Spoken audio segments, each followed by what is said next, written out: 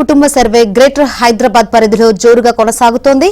ఇప్పటివరకు 62% పూర్తయినట్లు జీహెచ్ఎంసీ అధికారులు చెబుతున్నారు. సర్వేపై కొంతమంది కుట్రపూరితంగా అసత్య ప్రచారం చేస్తున్నారని, అలాంటి తప్పుడు ప్రచారాన్ని మానుకోకపోతే కఠిన చర్యలు ఉంటాయంటున్న జీహెచ్ఎంసీ మేయర్ విజయలక్ష్మితో మా ప్రతినిధి Numan face to face.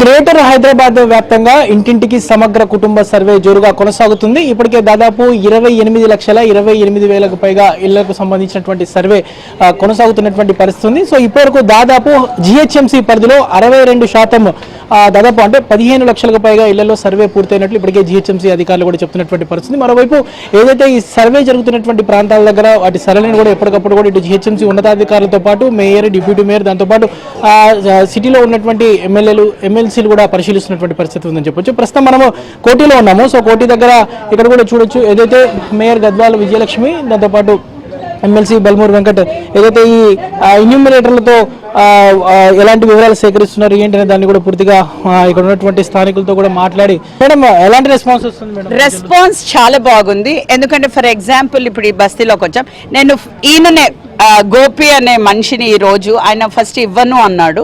Explanation ప్రకారం ఉంటుంది అసలు మనం ఎందుకు ఈ సర్వే చేస్తున్నాము ఏంటి అని.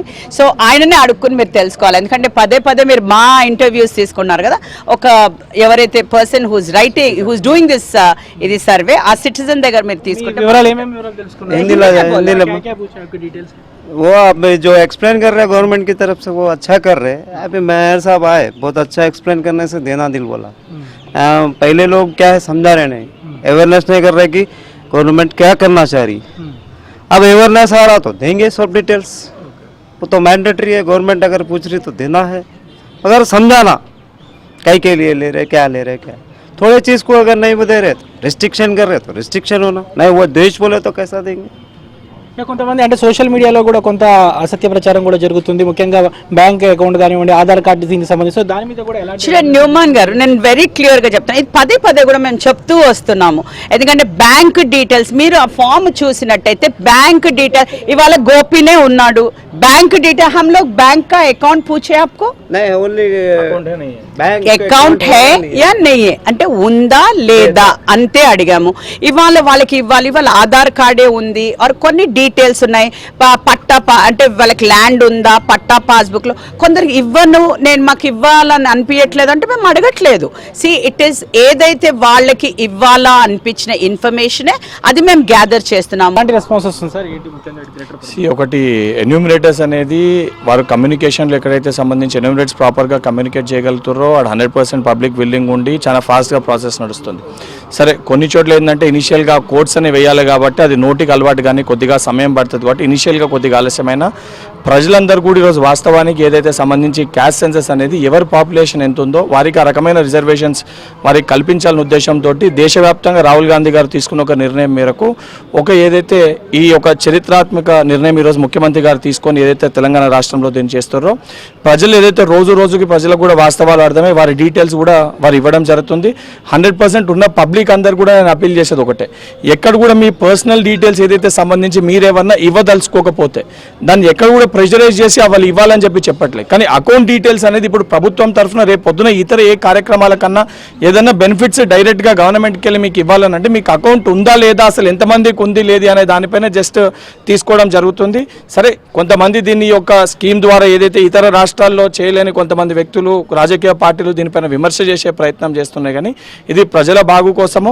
ఫైనల్గా హైదరాబాద్ నగర ప్రజలకు కూడా మేయర్గా ఏం చెప్తారు? ఎందుకంటే సర్వేకి ఇంకా గడువు కూడా ముగుస్తున్నటువంటి సమయంలో ఎక్కడ కూడా వ్యతిరేకం లేకుండా వాళ్ళే వాలంటీర్గా వచ్చి వాళ్ళ ఇన్ఫర్మేషన్స్ ఇస్తున్నారు. ఎందుకంటే ఒక ఆశ ఉంటుంది కదా, ఎవరికైనా ఒక ఆశ ఉంటుంది. ఇవాళ ఈ గవర్నమెంట్ కొత్త గవర్నమెంట్ వచ్చింది, మేము ఎన్నుకున్న గవర్నమెంట్ వచ్చింది, ప్రాబబ్లీ దీంట్లో ఇప్పుడు ఇందిరమ్మ ఇల్లులే కానివ్వండి, రేషన్ కార్డ్సే కానివ్వండి, ఆరోగ్యశ్రీ ఎన్నో పథకాలు ఇట్లాంటివి ఉన్నాయి కాబట్టి దాంట్లో మేము అవైల్ చేసుకుంటామేమో అన్న దీంతో అందరూ కూడా they are coming coming forward. అదే నేను అందరికీ చెప్తున్నాను, ఇది ఏమి మేము పర్సనల్గా ఏమి ఇన్ఫర్మేషన్ మిమ్మల్ని ఫోర్స్ చేసి ఏ ఇన్ఫర్మేషన్ కూడా మేము తీసుకోవట్లేదు. కాబట్టి మీకు ఆ ఫామ్లో ఏదైతే మీకు తగిన ఇన్ఫర్మేషన్ మీకు ఇవ్వాలా అన్న ఇన్ఫర్మేషనే మీరు ఇవ్వండి.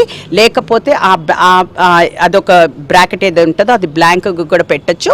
మేమేం ఫోర్స్ చేయట్లేదు. కాబట్టి అందరూ కూడా ఈ సర్వే లోపల పాల్గొనాలనేసి మనస్ఫూర్తిగా కోరుకుంటున్నానండి. మొత్తానికైతే ఇటు ముఖ్యంగా ఏదైతే ప్రజలకు సంబంధించినటువంటి విద్య, దాంతో పాటు ఆర్థిక, రాజకీయ, ఇతర అంశాలన్నింటినీ కూడా ఎక్కడికక్కడ కూడా ఎన్యూమినేటర్లు వివరాలు తీసుకుంటున్నారు. ప్రజల్లో ఉన్నటువంటి అపోహలు తొలగించేందుకు వీలుగా కూడా నేరుగా తాము వెళ్ళేసి ప్రజల్లో కూడా ఒకంత అవగాహన కూడా కల్పిస్తున్నట్లు కూడా మేయర్ అయితే చెప్తున్నటువంటి పరిస్థితి ఉంది. మొత్తానికైతే ఇటు గ్రేటర్ హైదరాబాద్ వ్యాప్తంగా కూడా ఇంటింటికి సమగ్ర కుటుంబ సర్వే కార్యక్రమం అయితే కొనసాగుతున్నటువంటి పరిస్థితి ఉందని చెప్పొచ్చు. జర్నలిస్ట్ గజపతి.